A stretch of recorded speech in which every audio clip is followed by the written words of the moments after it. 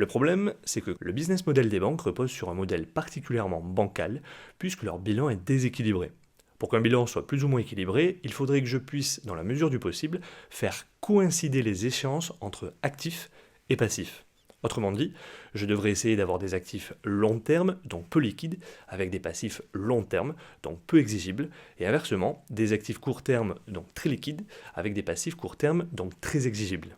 Évidemment, je schématise et il faudrait prendre en compte quelques subtilités en plus, toujours est-il que cela permet de mieux comprendre la situation actuelle des banques. Leur bilan est donc on ne peut plus risqué, puisque complètement déséquilibré, avec une grande proportion d'actifs peu liquides, dont la contrepartie sont des dettes exigibles à très court terme. C'est comme si j'empruntais plusieurs millions d'euros sur un an pour les investir dans de l'immobilier, me permettant de rentabiliser mon investissement dans 10 ans. Si je ne parviens pas à me refinancer continuellement, je vais très rapidement me retrouver avec des problèmes financiers pouvant me mener à la faillite.